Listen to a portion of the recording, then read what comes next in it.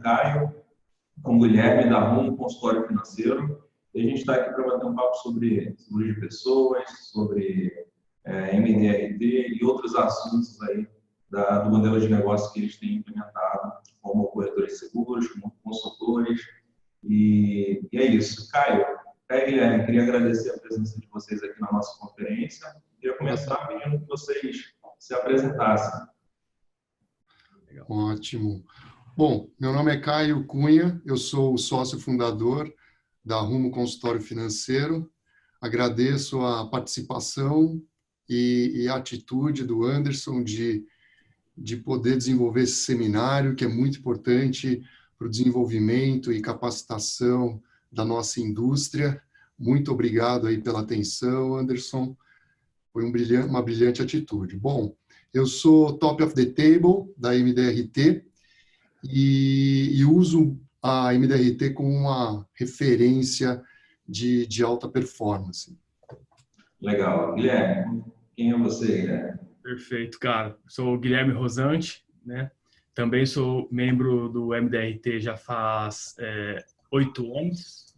Esse último ano como top of table, que é a graduação máxima que a gente consegue alcançar lá dentro, né?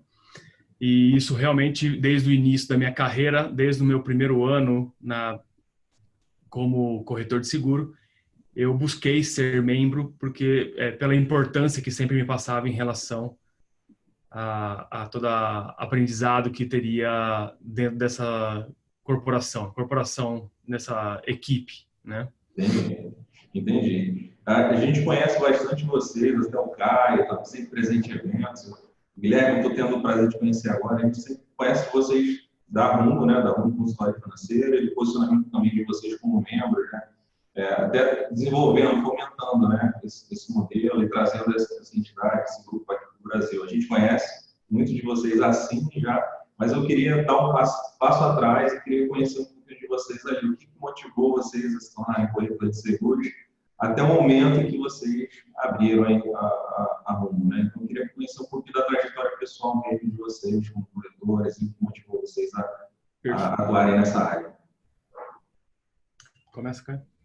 Bom, eu iniciei a trajetória em 2007. Vou contar um pouquinho dessa minha história, dessa minha trajetória, para vocês entenderem por que eu permaneci numa atividade que, para mim, no início foi muito difícil. O histórico de empreendedorismo na minha família nunca foi bom, né? Meus avós, eles faliram os negócios deles, meus pais, eles sofreram muito para crescer, para se desenvolver.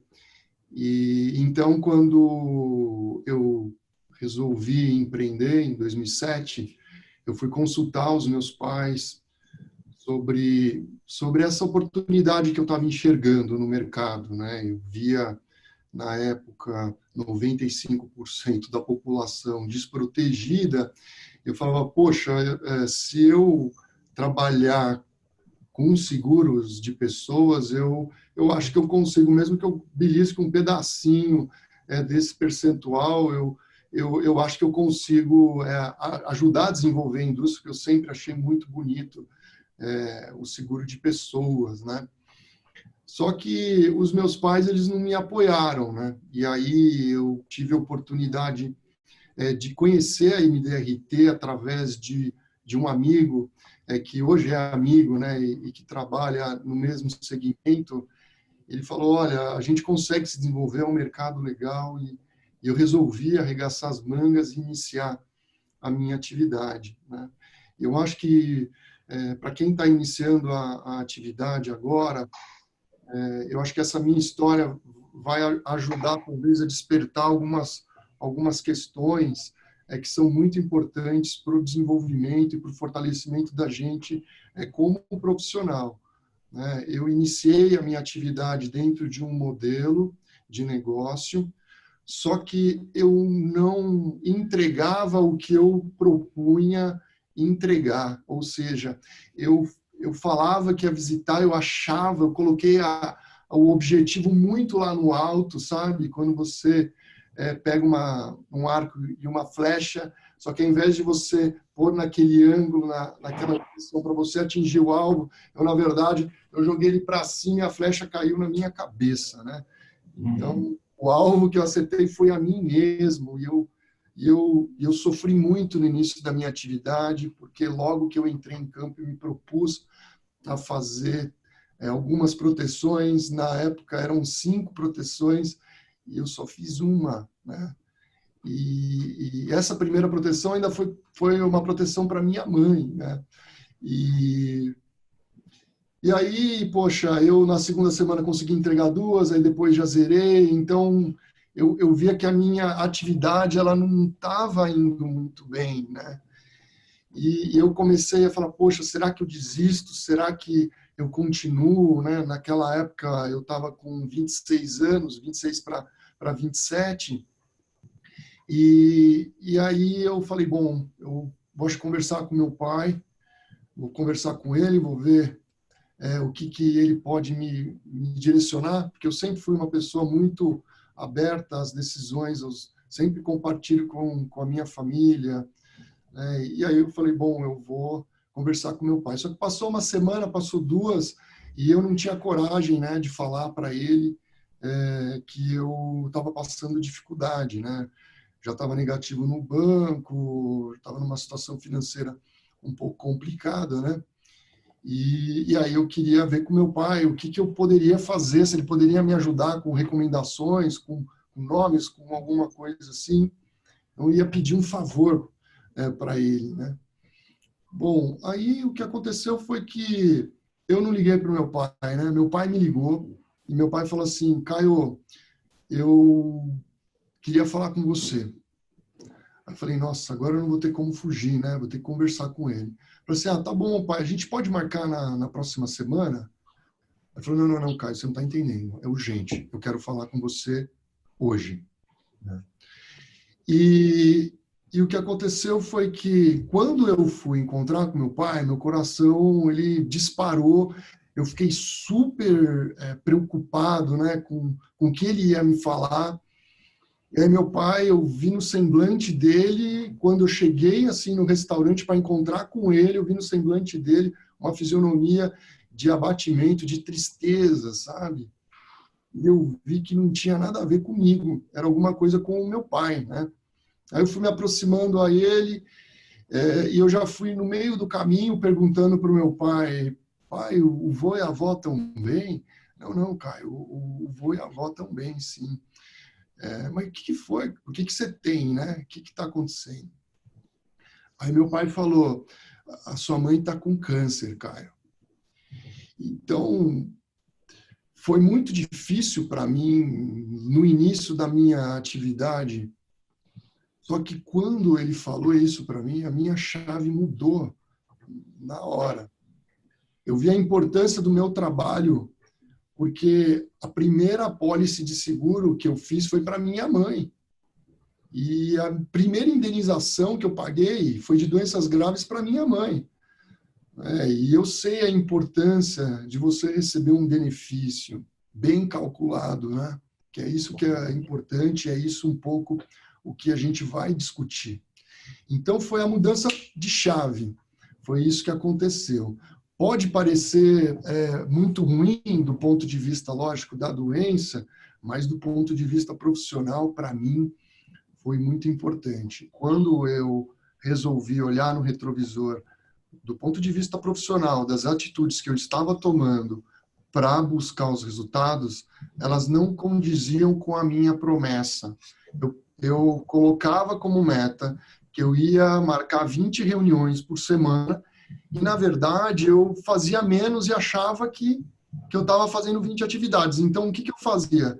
Eu marcava reuniões para 20 pessoas, mas caíam várias reuniões e aí eu acabava falando com 6, 7 pessoas. E a taxa de conversão, né, ela é mais ou menos na minha atividade 20, 30, 40%, né? Então eu acabava não tendo o resultado esperado, não estava atuando num público, não segmentava, jogava varinha, né, no meio do oceano, não buscava um lugar para Falo, bom, ali tem mais peixe, tem peixe mais graúdo, vou colocar minha varinha ali, né? Não segmentava a minha atividade, né?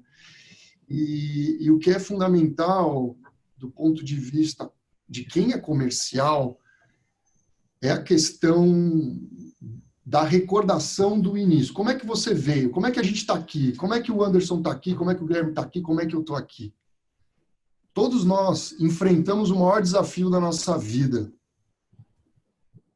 Eram 3 milhões de espermatozoides e você é o vitorioso. Tipo, esse foi o maior desafio da nossa vida. Então, para a gente ter essa oportunidade de estar aqui, já foi dificílimo. Então, a dádiva está na nossa mão. Nós todos somos vitoriosos. Então, não adianta dizer, bom, a gente não é vitorioso, a gente passa por momentos ruins, mas a gente tem que ser resiliente ao ponto de mostrar, eu sou o sobrevivente, eu estou aqui para poder ajudar você, para poder ajudar você, cliente.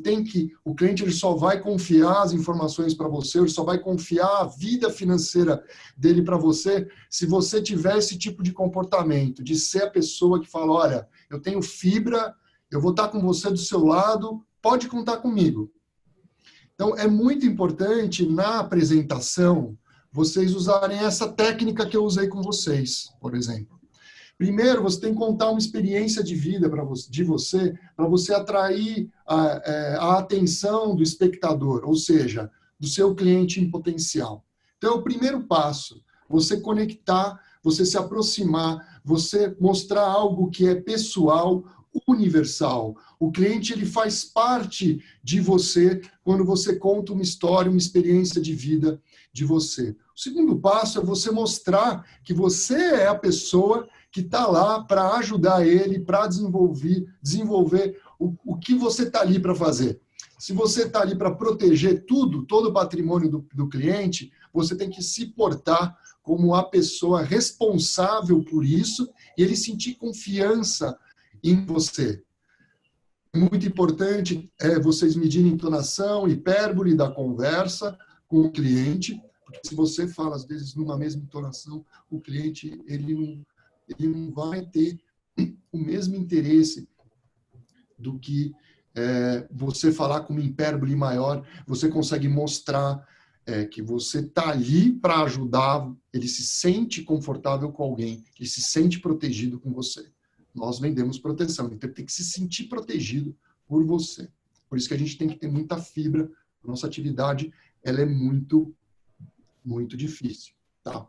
E, por último, numa apresentação, a gente tem que começar a falar dos aspectos mais técnicos, né? Porque o cliente, até esse ponto, ele já te comprou. Ele já é seu. Aí você tem que falar o que você, de fato, está ali para fazer. Então, no nosso caso aqui, na Rumo Consultório Financeiro, nós tratamos a vida das pessoas assim como um médico, quando você vai no consultório de um médico e você vai ali fazer uma consulta, nós somos os médicos do planejamento financeiro. Então, quando você vai ao médico fazer uma consulta, né, o que a gente leva para esse médico? A gente leva um problema, né? A gente leva um medo, a gente leva uma aflição. E é isso que o cliente ele vai levar para a gente. Só que tem um ponto que é fundamental na nossa atividade. O cliente ele não sabe às vezes o medo que ele tem. Por isso que dentro do processo de apresentação da primeira visita, por exemplo, na primeira visita, dentro desse processo de primeira visita, você tem que conscientizar a pessoa, né, para que ela tenha interesse naquele produto final que você vai entregar para ele, mas que ele tenha interesse fundamentalmente na necessidade. Você está ali para quê? Para mostrar a importância dele se planejar. Só que você só pode mostrar essa importância se você entender o que o cliente ele precisa. Para isso, você tem que perguntar. Como é que você faz conexões com o seu cliente? Você vai fazendo algumas perguntas para entender a necessidade do cliente. Então, o primeiro passo no planejamento financeiro é você entender as necessidades do cliente. Então, a primeira visita, ela é apenas, e eu digo mais uma vez, apenas para entender a necessidade do cliente. Estou contando como nós fazemos aqui. Tá? Nós temos um modelo de negócio que nós nos preocupamos. Primeiro, que o nosso trabalho faça significado na vida do cliente. Segundo, nós estamos preocupados em entregar o melhor serviço para o cliente. Por quê? Porque a gente quer ter um nível de persistência dos negócios alto. Por isso, a gente faz 2 reuniões para poder manter o nível de persistência mais alto. Como eu vou ter mais contato com o cliente, na primeira visita, como eu só foco na necessidade, eu implemento na cabecinha dele lá um gatilho, o gatilho da curiosidade. Porque se eu não levei o produto para ele, o que ele vai se perguntar? O que você vai trazer aí, Caio? Mas, não, eu preciso analisar, né, a sua situação. Então, depois que eu termino a minha primeira reunião, eu já falo para ele que eu preciso de um tempo para analisar. Se ele fala assim, não, mas já me fala mais ou menos como é que é, não sei o que, eu falo assim, poxa, como é que eu posso ter a ressonância magnética se eu não fiz ainda a análise? Então, eu preciso ir para o meu escritório fazer uma análise das suas necessidades. Eu já entendi o que você precisa, já sei quais são os seus sonhos, já sei quais são os seus objetivos. Agora, eu preciso ir para o meu escritório entender profundamente. Hoje eu olhei mais de maneira macro as suas necessidades. Agora eu quero analisar essas necessidades para eu chegar no micro das necessidades. Porque os produtos financeiros são esses mesmos que existem aí na indústria e que você já deve ter ouvido falar. Só que como tem muita informação, o que eu vou fazer? Eu vou analisar suas necessidades e eu vou combinar essas necessidades através de uma análise bem customizada e bem direcionada para você. E aí, na segunda reunião, eu levo a análise, eu apresento essa análise através de um relatório que a gente tem de análise de necessidades, entrego esse relatório, mas eu não entrego assim de bate-pronto, não. Eu apresento os relatórios, eu checo as informações, porque eu estou já no início da segunda reunião. A primeira reunião eu quero trazer ele para mim, eu quero que ele entenda que eu vou fazer uma análise fundamental para ele. E na segunda reunião, eu preciso também desenrolar uma metodologia para eu conseguir o meu objetivo final, que é entregar o que o cliente precisa através de produto. Então, o produto, ele é só o final. Ele é só o objetivo de mudar o mindset do cliente, dele deixar de procrastinar, ele tomar a atitude de começar um planejamento financeiro. Com a reforma da Previdência, ficou muito mais fácil vender Previdência. Mas a dificuldade de vender seguro de vida, ela sempre vai existir.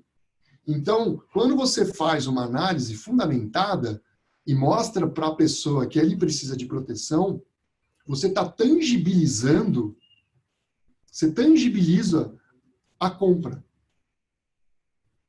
Porque ele vê a necessidade de ter um seguro de vida, de ter uma proteção. E aí, a gente tem o seguro de vida e o seguro para a vida. Então, a gente primeiro fala sempre dos nossos pilares familiares. Então, é um pouco, contando um pouquinho para vocês o que a gente faz, o processo que a gente faz até a entrega do produto e depois ele vai ser submetido à análise da seguradora, mas contando um pouquinho como eu, Caio mesmo. Como é que você apresenta, Caio?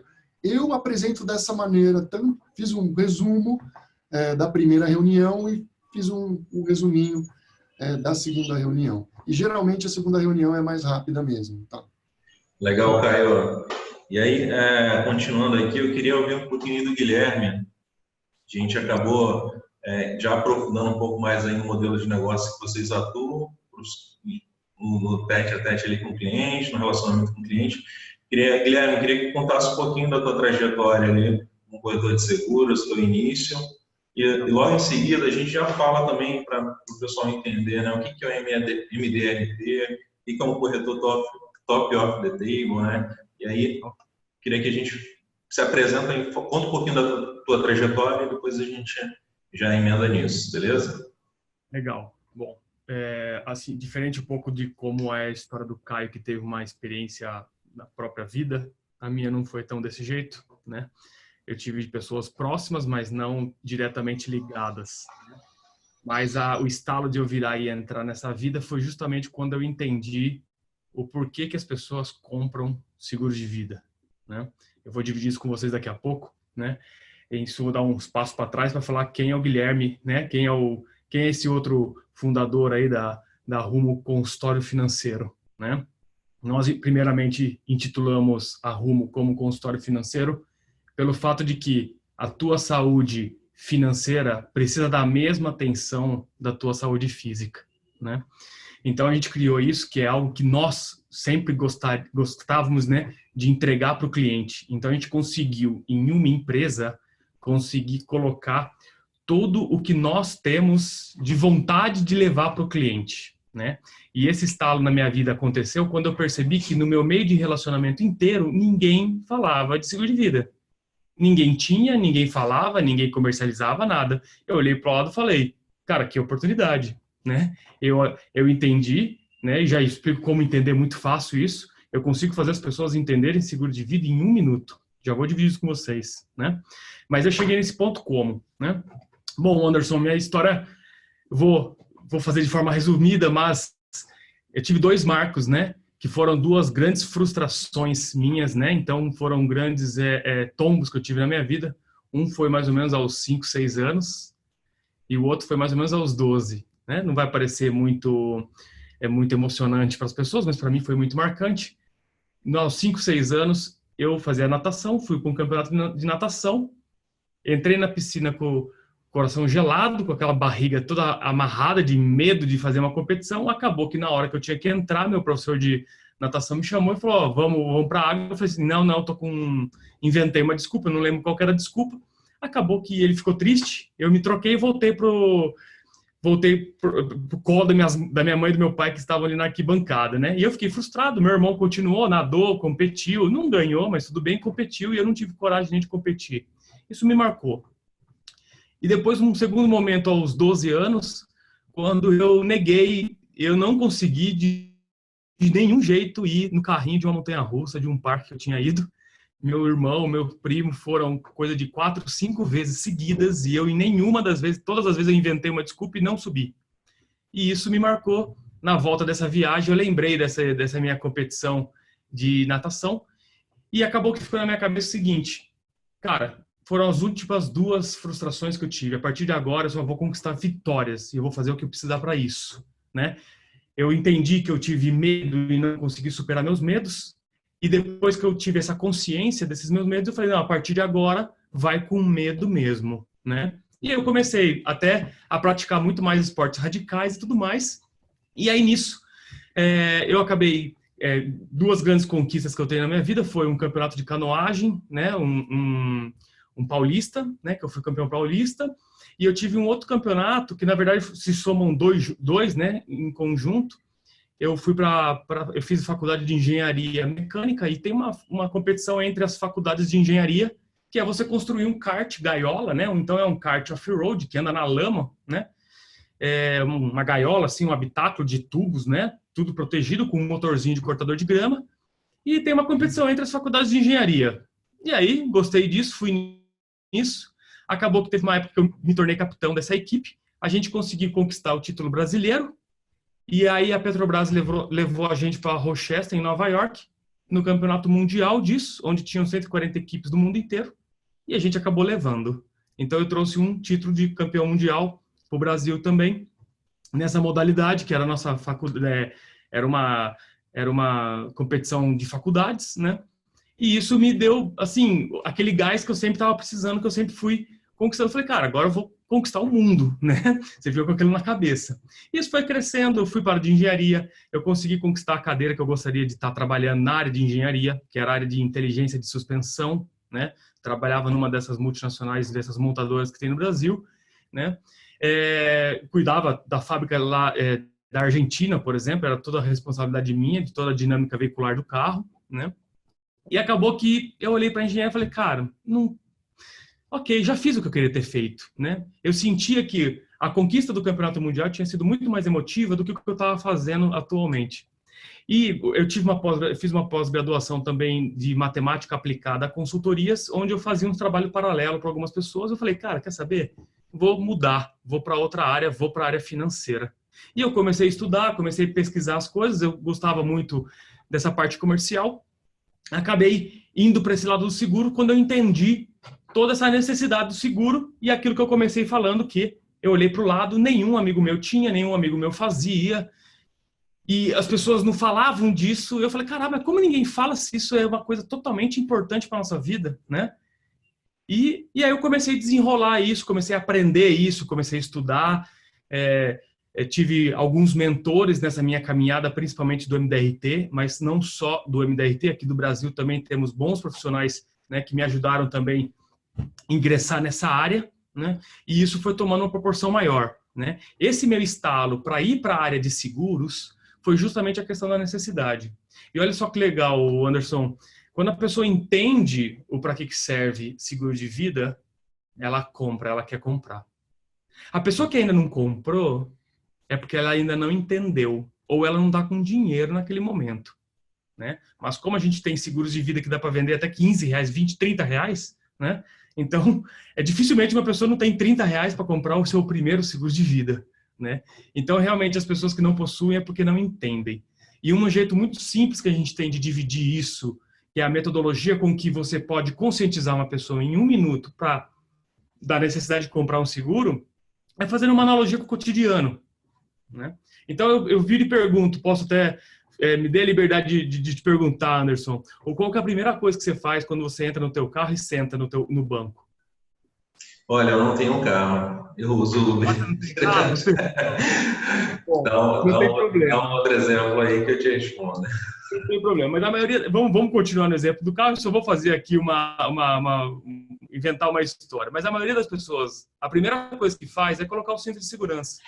Verdade. Quando entra em casa, é fechar a porta, quando vai trancar. olhar se todas as janelas estão trancadas, ligar o alarme, ver se o cachorro está solto e assim por diante. Perfeito, né? E a questão do alarme, eu acho que dá a mesma analogia, porque ninguém aciona o alarme da própria casa imaginando que aquele dia vai ter um assalto. Não, vão assaltar, deixa eu ligar. Não, vão, sei lá, vão quebrar a minha vidraça, deixa eu acionar meu alarme. Ninguém pensa nisso, né? A mesma coisa do cinto de segurança. Ninguém coloca o cinto de segurança pensando que vai bater o carro. Ninguém coloca pensando que vai capotar o carro na estrada. Ninguém coloca o cinto de segurança achando que alguém vai bater na lateral dele, ele vai ficar pescoço quebrado, sei lá, alguma coisa assim. As pessoas colocam o cinto de segurança ou acionam o alarme da casa para minimizar consequências caso alguma coisa aconteça. A pessoa coloca o cinto de segurança para minimizar, para não quebrar o nariz se ele bater no carro da frente, para não quebrar os dentes. Ele coloca o cinto de segurança para que, caso aconteça um capotamento, ele não fique paraplégico. Ele coloca um cinto de segurança porque se o acidente for grande, ele não morra. É para isso. Então, as pessoas compram seguro de vida para minimizar a consequência e não pensando que vai acontecer. O seguro da casa que você deu de exemplo, Anderson, foi ótimo, porque é a mesma coisa. Você aciona o seguro o alarme ou o seguro da casa, alguma coisa assim, para quê? Caso aconteça, as consequências vão ser minimizadas pelaquela atuação. E é para isso que serve o seguro de vida.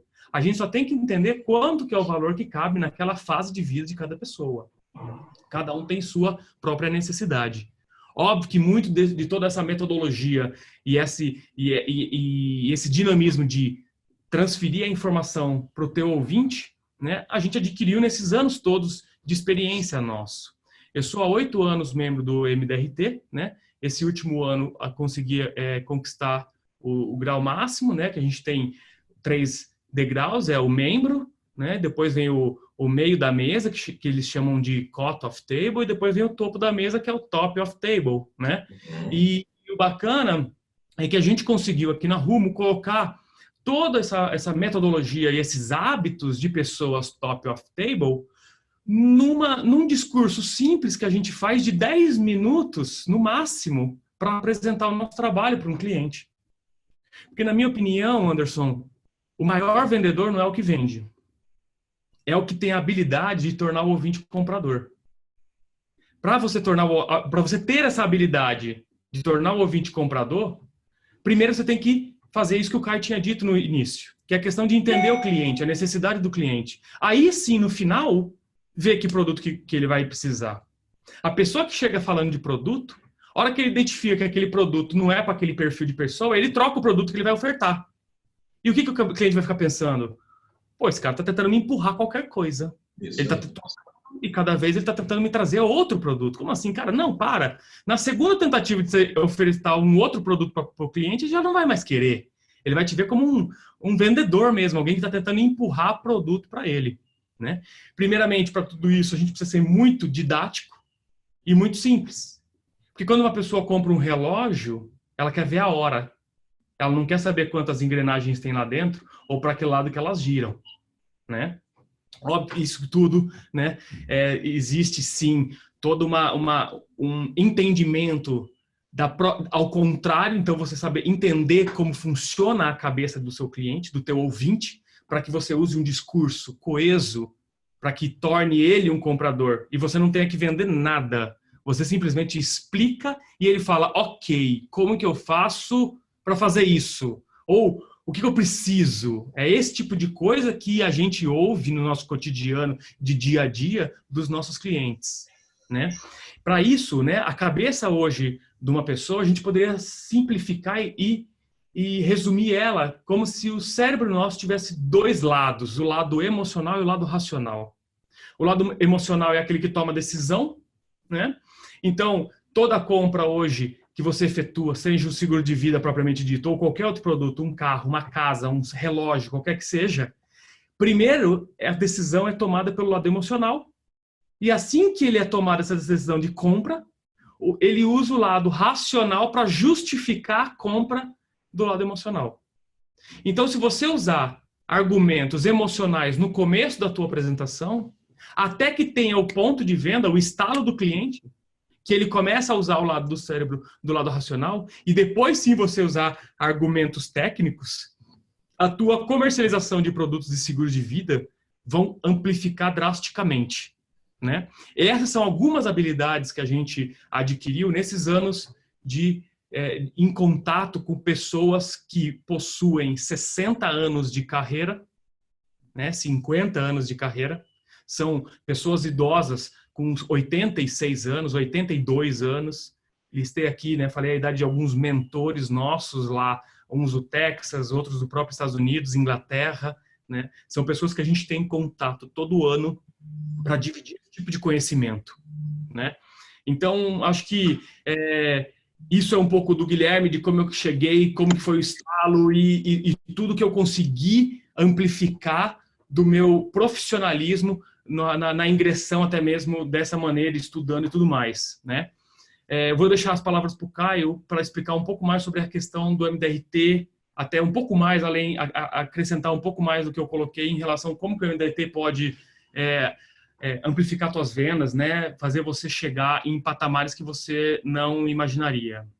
Legal, Caio. Me responde o seguinte, primeiro, assim, de forma bem clara, né? Para que fique bem claro. O que é o MDRT, né? Para quem nunca ouviu falar sobre isso, explica aí qual a importância, como se faz, né, para um corretor de seguros se tornar membro e qual a importância disso. Eu acredito que desde o início vocês estão falando nisso, a gente percebe, mas se pudesse falar isso, o que como um corretor pode se tornar membro, né, do MDRT e qual a importância disso aí? Quão importante isso foi para vocês e qual a importância disso para o corretor de seguros? O MDRT, ele é a principal associação de profissionais da área financeira, né? Então, como ela é uma associação, você tem membros, você tem pessoas que se qualificam, né, para MDRT, que você tem, como o Guilherme comentou, você tem algumas boias sinalizadoras, alguns objetivos de qualificação que podem ter por comissão ou por prêmio durante um ano, de janeiro a dezembro. Mas, depois que você se qualifica para a MDRT, você começa a ter acesso a muita informação da nossa área. Então, imaginem uma biblioteca com um monte de livro, só que livros bem organizados, porque eles dividem as prateleiras dessas bibliotecas em temas, né? Então, você tem o tema que é fundamental para você ter atividade de longo prazo, que é o whole person. O conceito de whole person significa você se enxergar como uma pessoa única. E uma pessoa única, ela precisa de algumas coisas para ter o equilíbrio na vida. A gente não está falando do equilíbrio na atividade. Nesse caso, a gente está falando do equilíbrio na vida. Não adianta nada você trabalhar demais se você não vê seus pais, sua família, seus filhos, se você não está presente na vida dos seus filhos ou da sua família toda, né? Dos seus pais, seus avós. Ou até mesmo saúde, né? Saúde. Se você não se preocupa com você, com a tua saúde, como é que você vai cuidar de tantas famílias por muito tempo? Então, você também precisa se preocupar com saúde. Não sei qual é a religião que cada um tem, mas é importante a gente estar em contato conosco de uma maneira reflexiva, com alguém, pode ser Deus, pode ser qualquer entidade, ou até você mesmo, para quem é ateu, não sei. Mas você tem que ter um tempo para você mesmo e tem que ter o tempo, obviamente, de atividade. Então, você tem que ter esses equilíbrios na vida. Então, você tem uma prateleira de informações que vão falar desse tema que eu estou comentando com vocês. Sobre como você ter qualidade no seu trabalho no longo prazo. Tem uma outra prateleira chamada gerenciamento prático de atividade. Essa é a prateleira que eu mais gosto e eu fui convidado esse ano a participar da MDRT para essa prateleira de conteúdo. Então, existem alguns comitês na MDRT. Eu participei do comitê de comunicação. Então, eu fui Country Chair do Brasil durante 3 anos e fui Latin America Chair, o representante da América Latina na parte de comunicação da associação por 2 anos.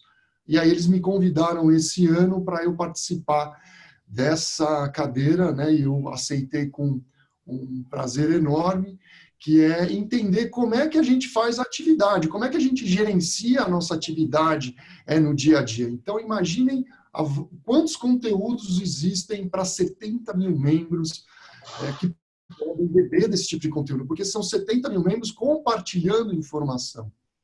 Então, uma associação que iniciou com 20 membros, hoje já está com 70 mil membros. Então, é uma organização desde 1929, né? Então, é uma coisa bem antiga. Entendi. Muita sabedoria entre os membros, essa que é a grande valia de estar nessa equipe aí, Sim. Muito conhecimento acumulado, não é isso, Ken? Exato. E gerenciamento prático da atividade, só para vocês entenderem assim, um pouco mais no detalhe, é o nosso dia a dia mesmo. Como é que é o nosso processo de venda? Como é que a minha corretora trabalha? E qual maneira eu posso trabalhar com mais performance, otimizando, diminuindo o que a gente chama de custo de oportunidade. O terceiro é o marketing. Como é que é o marketing do nosso negócio? Então, gerenciamento prático de atividade não tem a ver com conteúdo de marketing, né? E você tem a gestão de fortunas, que é o Wealth Management. Então, você tem conteúdos para como é que eu posso ajudar clientes que são ricos, milionários, que têm fortunas, a fazerem a administração do patrimônio do ponto de vista do gerenciamento do risco, que é a proteção, e do ponto de vista de sucessão. A gente pode usar alguns mecanismos aqui no Brasil sucessórios, né? Como, por exemplo, o seguro de vida e a própria previdência privada. É pertinente a gente colocar também, Caião, que dentro da SMDRT, como o grupo já é bem grande, né? Então existem várias metodologias diferentes, e cada um tem a própria, né? Óbvio que algumas são parecidas. Existem pessoas que tiveram todo tipo de história diferente, pessoas que faziam outro tipo de atividade, pessoas que já eram do ramo de seguros, ou às vezes não do ramo de seguros de vida, pessoas que misturam seguro de vida com investimento, com produto de acúmulo, né? Então tem muita gente lá dentro, junto a esses melhores profissionais de finanças do mundo inteiro mesmo, né? E, claro, a ela é preocupada com o desenvolvimento do mundo. Então, ela tem a fundação da MDRT, que tem o objetivo de fomentar essas doações para ajudar e contribuir à sociedade dos mais carentes, as pessoas que são mais carentes. E o que eu acho que é legal a gente dividir também da MDRT é os requisitos de qualificação. Tá? Só que eu peço para vocês entrarem no site da MDRT, que é www.mdrt.org. Acessando esse site, tem uma ferramenta, não sei se vocês usam Chrome ou Firefox, mas você tem uma ferramenta de tradução. E quando você coloca lá para o português, você já começa a ter acesso aos conteúdos na nossa língua nativa. Então, ali você conseguir navegar e tem um item que, se tiver em inglês, chama Requirements ou Requerimento. Aí você clica nesse link e aparece lá membresia, membership, como que você faz para se tornar membro. Lá tem as referências. Eu não vou passar para vocês exatamente os... não, a gente vai conseguir aqui, gente, passar os valores para vocês, a gente vai compartilhar. Legal, até o Guilherme já está acessando para vocês terem a mesma visão que a gente está tendo aqui, tá? Então, vocês podem traduzir, eu acho que a gente não consegue por aí. Conseguimos, né? Membership e requisitos, isso mesmo. Então, você coloca requisitos, aí você, só esconder aqui. Aí você seleciona o país que você está, aqui embaixo, passou aí embaixo, Então, clique errado. Aqui, ó, requisitos. Aí você coloca Brasil. Ele já está. Já está no Brasil. Ótimo. E aí o ano que você quer. O próximo ano, então quanto que precisa fazer de comissão. Tá? Não está no Brasil, porque a comissão ela é maior, isso aqui são números em dólar. Tá? Eu acho que deve ter dado algum bug no site, na tradução. É esse caminho, né? Tá, mas é esse o caminho, viu, gente? É facinho, é só entrar em mdrt.org, membership, requirements ou requisitos, tá? E então a função da MDRT para a gente é a função mesmo do conhecimento. A gente consegue ter conhecimento com o material que eles divulgam, com as palestras que eles têm, e esse material que eu digo pode ser material escrito, pode ser uma própria palestra de algum encontro anual, né? Então, os encontros anuais são muito bons para fazer essa outra experiência de informação que é o network. Né? Você acaba conhecendo e trocando experiências, tangibilizando as experiências, que foi o caso da gente, como o Guilherme comentou, dos nossos mentores do Texas, lá de Houston, né? Existe um escritório do Katz, da família Katz. Então, tem o Lawrence Katz, que é esse senhor que o Guilherme comentou, de 86 anos e que continua trabalhando, e o Walter Katz, que é o filho dele. Eles têm um escritório lá em Houston. E eu, como fui qualificado para a MDRT como Top of the Table, eu vou para Austin, agora no final de setembro, trazer conteúdo dos Top of the Table, e quando eu voltar, eu vou querer compartilhar também essa experiência que eu tive porque a gente aqui a gente acredita muito no compartilhamento de informações. Então, a Rumo, ela tem uma sessão de cursos de treinamento para capacitação e desenvolvimento de profissionais. Acho pertinente colocar em relação à Rumo, nós hoje somos um grupo de corretores, certo? Alguns sócios, alguns só parceiros, né? Onde todos trabalham, todos fazem o mesmo tipo de atividade praticamente. Sim, a Rumo tem algumas pessoas contratadas para dar um back-office, né? Mas o essencial nosso são esses grupos de corretores que a gente tem encontros semanais para distribuir, melhorar práticas e tudo mais, né? Para desenvolver carteira de cada um, né? Exato. Vou colocar um ponto em relação ao MDRT. Hoje, resumindo, quem quiser iniciar no MDRT precisa acumular um prêmio anualizado de prêmio de primeiro ano em seguro de vida, acho que de R$180 mil no ano. 190. 190, perdão. Então, se você, no ano de 2019, você somar tudo que você ganhou de janeiro a dezembro, se somar todas as comissões de primeiro ano e der 190 mil, parabéns. Você pode ser a primeira vez membro do MDRT, que a gente chama de first time attendee. Mas se você não bater esses requisitos, mas conseguir cumprir 50%, você também pode ir, mas você vai como aspirante. Então, também é uma outra maneira de você participar e ter a primeira experiência na MDRT. Vocês são convidados, né, para quem se qualificar, a gente convida vocês a se tornarem membro, porque uma coisa é você ter a qualificação, a outra coisa é você ter a chancela, a insígnia, né, da marca MDRT e você poder utilizar essa insígnia. Caio, Guilherme, quero agradecer a participação de vocês. A gente poderia... A história de vocês é inspiradora, não só pessoal, mas também profissionalmente. E queria deixar aqui o nosso agradecimento por ter participado aqui com a gente. E queria passar a palavra para vocês dividirem uma palavra final, um recado final para quem está assistindo a gente, assim a gente encerrar aqui. Perfeito, Anderson. Eu agradeço o convite, né? É muito bacana poder dividir esse tipo de coisa. A gente fica bastante entusiasmado em conseguir ajudar outras pessoas a tomarem um caminho de carreiras parecidas com a nossa, né? Isso aqui para a gente é super satisfatório. É um prazer aí poder falar sobre essas coisas todas. Estamos abertos também, se precisarem conversar um pouco mais abrangente em relação a técnicas de tanto técnicas comerciais quanto de como funciona cada tipo de produto no Brasil e tudo mais. Tranquilo? Legal. Gente, muito obrigado.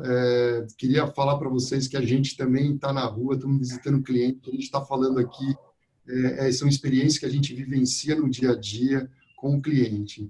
A gente dá curso, a gente dá treinamento, mas a gente está ali no dia a dia. Geralmente os cursos, treinamento, a gente dá tudo fora do expediente, a gente sempre está vivenciando essa energia, essa troca. É muito importante para o nosso país se desenvolver, conscientizar a nossa sociedade. A gente sabe esse propósito que a gente busca e que a gente vai conseguir atingir outras pessoas, né, para que elas conscientizem, desenvolvam a sociedade. Estava comentando aqui um pouquinho antes de iniciar o seminário para o Anderson, né, da importância da atividade da gente aumentar a relação de poupança PIB do país. E quanto mais a gente aumentar essa relação, mais a gente vai ter investimento em infraestrutura, educação. Então, gente, é muito importante a nossa atividade a todos vocês para a venda consultiva, que é uma comercialização que vai te desenvolver, você vai ter alta performance, você vai ajudar mais a sociedade, você vai entregar mais necessidade. Perfeito. Obrigado, Anderson, por tudo. Um forte abraço aí para todos vocês. E só uma colocação final, acho que pertinente, Anderson, se você me permite. Diga. A colocação do Ray Dalio, que hoje ele é o maior gestor de hedge fund do mundo, né? Ele coloca o seguinte: não aumente a tua renda se você não está aumentando junto o que você consegue produzir, né? Falando em nome do Brasil. Brincadeira. É isso, pessoal. Até a próxima. Obrigado, até mais. Prazer, obrigado, pessoal, pela audiência. Até logo. Tchau, tchau.